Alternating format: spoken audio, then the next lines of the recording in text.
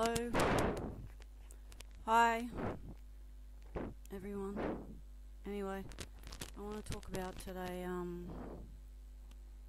I just feel like I've come to a realization of realizing that in my sex and love addiction, it manifests in lots of different ways. Everybody that has it has typical patterns, but then because we've all had different backgrounds and childhoods and different abuses and stuff like that and experiences, we all have different, patterns. We tend to do things differently. For instance, it takes a long time to figure out what, these things are, but it just stems off in all different directions. Some people, it branches out into overspending, or, if you're not acting out in the sex and love addiction, then you can act out in alcoholism, or, you can drink, or you can have drugs, or you can spend money, or you can gamble, or whatever you can think of, you'll do it. Because if you're not treating this disease, and it is a disease, then you will be seeing it coming out in all different ways, because it's just untreated. It's like a disease that you're not treating, you're not treating the symptoms, and you're not treating the causes, and that's what the SLA HOW program does. It treats the symptoms and the causes. And by doing the steps, you find out what the causes are, and you find out the underlying reasons for the acting out that you've done. In my marriage, I didn't act out in that many ways, but fantasy was always there, and I always did a bit of flirting here and there. When I wasn't doing that, I think I went to spending. Like, my thing was spending. We didn't have that much money, but I just got a real high out of spending. So I used to like doing that sometimes, and that ended up being a full-blown addiction in the end, and caused me to go into prostitution. And the last few years I was in prostitution. I haven't been in it for 2 years now, something like that. I think the last time I did it was a year ago. I think I did it. Went back for a little bit, like 2 days or something. But then I soon got out of it again, because I thought, what am I doing? Because you can just go back into it again. Like, you can stop for a while, and then...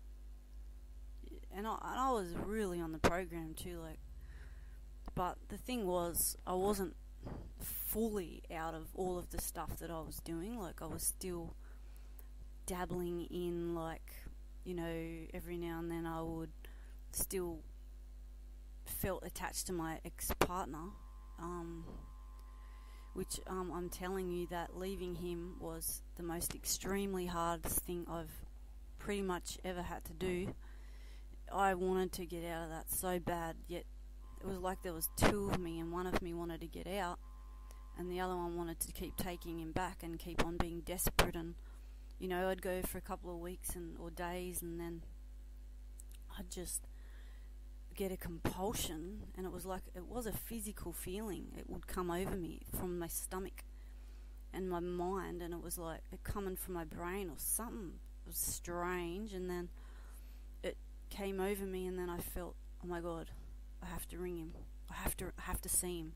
I have to have sex with him. Like, I had to hold him, the love addiction with him was amazing, because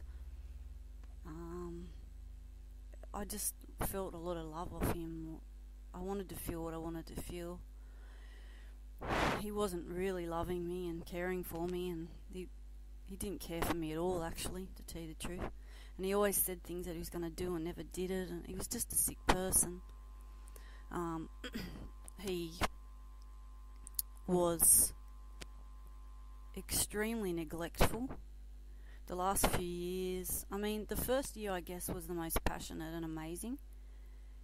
And he started showing his true colours at around 10 months. And he strangled my bird. We'd had a little fight, and what happened was, I said, I'm leaving, like, I want it over. I'm like, we were only together about 10 months. And anyway, I went out in the morning. He'd gone to work, went out in the morning. My bird was gone out of my cage, and I rang him at work and I said, I think the cat got the bird, it's like not there. And he goes, I killed the bird. And I said, what? And he goes, yeah, I strangled it and I threw it in the bin. And he just said it just like that, with no feeling whatsoever. And then I thought to myself, okay, I swore I'd never get with anyone who was cruel to animals. And that is killing an animal. Pretty much strangled it, he said. So, yeah, it wasn't enough for me. I still went through another few years after that with him. But I was trying to leave. I wanted to leave, and I couldn't.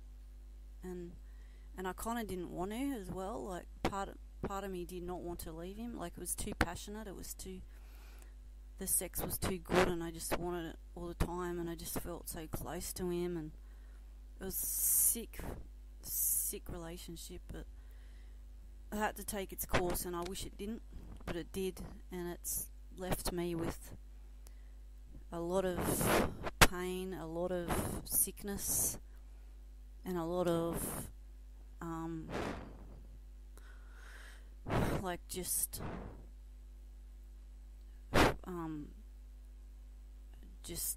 physical illness. I've got physical illnesses now that I didn't have before.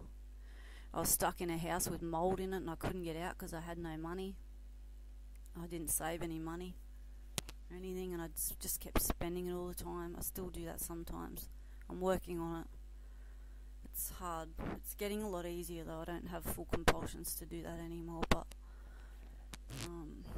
because once you deal with your SLA, all these other issues and addictions they just disintegrate. Like, they get less and less, and you don't want to do them as much in that, because you get well and you start to feel comfortable within yourself and comfortable with living, just living. And my days consist of, I paint. I love painting, and I've taken that up in the last 2 months, and my paintings are really amazing, and I really love them. They're so colourful, and they're full of just vibrant colours and landscapes and just everything, and I love it so much, and it makes me feel really happy. And I've been doing a lot of meditation the last 1.5 years, I think, and really deep into all that sort of stuff in the last 10 months too. Just getting a new meaning out of life now, without the SLA and acting out, because I don't act out in any ways whatsoever now, and it's all ceased now, and I've got to be careful of going into anorexia because I don't want to do that. So I'm really aware of it all, and by keeping on top of reading my books, keeping on top of reading my SLA big book, my withdrawal pamphlet has always helped me a lot. If you can get hold of one of them, it's fantastic. In the withdrawal pamphlet, it talks about the pain that we go through with withdrawal, which is absolutely, I'm not going to tell you that withdrawal is easy, because it's really painful, like, think of this, you're going through a whole lifetime of, all this stuff that you were doing with the sex and love addiction, and all of a sudden you stop it. Like, that's going to cause your body to go into shock, because when you're in addiction, your brain is sending out chemicals, and those chemicals are making you very hyperactive and alert, and just, you're in this state, and you don't know it because you're tricked.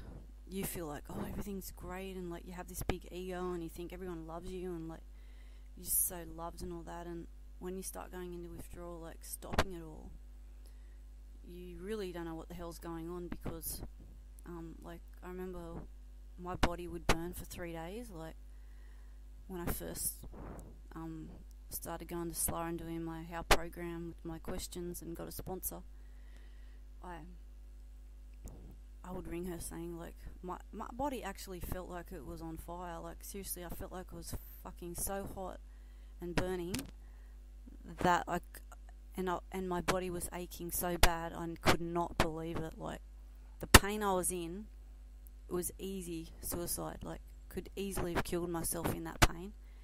But luckily I knew that it was just withdrawal, and I'm coming off this stuff that I was doing, like the prostitution. You know, that stuff is highly addictive. You know, the money, the girls, the excitement, the men.